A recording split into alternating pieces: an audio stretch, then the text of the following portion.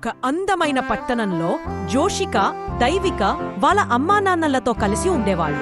ఆ రోజు సెలవు రోజు కాబట్టి ఇద్దరూ చాలా ఎగ్జైటెడ్గా మనం పార్క్కి వెళ్లి ఆడుకుందామనుకున్నారు. అమ్మానాన్నలతో చెప్పి పక్కనే ఉన్న పార్క్కి వెళ్లారు. పార్క్లో పూలు ముద్దుగా వికసిస్తున్నాయి.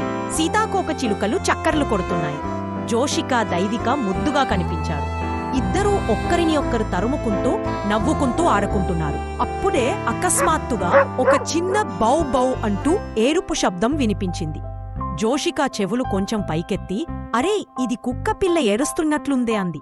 దైవిక కూడా ఆశ్చర్యంగా, అవును అక్క, వెళ్దాం పద చూద్దామని. అలా ఇద్దరూ దగ్గరికి వెళ్లి చూసేసరికి ఒక చిన్న గోధుమ రంగు కుక్కపిల్ల పొదలో చిక్కుకుని దాని కాలిమీద ముళ్ళు గట్టిగా గుచ్చుకుని తిప్పలు పడుతుంది. జోషిక కళ్లల్లో నీళ్లు తిరిగాయి. అయ్యో బాబూ, ఏమైంది నీకు? భయపడకు, మేమున్నాం అన్నది. దైవిక జాగ్రత్తగా ముళ్ళులు తొలగిస్తే జోషిక జాగ్రత్తగా ఆ పప్పీని ఎత్తుకుని వెంటనే ఆ కుక్కపిల్ల వుఫ్ వుఫ్ అంటూ తోకూపుతూ ఆనందంగా అరిచింది. తరువాత వాళ్ళు నీళ్లు ఇచ్చారు, కొంచెం తిండి పెట్టారు. కుక్కపిల్ల ఎంతో సంతోషంగా వారిని ముద్దాడింది. దైవిక చిలిపిగా, ఇక నుంచి దీని పేరు లక్కీ అంది.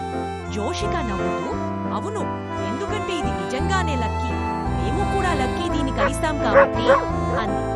ఆ రోజు నుంచి జోషిక, దైవిక, లక్కీ ముగ్గురు విడదీయలేని స్నేహితులయ్యారు. ఈ కథలో నీతి ఏంటి అంటే, చిన్న ప్రాణికైనా సహాయం చేస్తే మన హృదయం ఆనందంతో నిండిపోతుంది.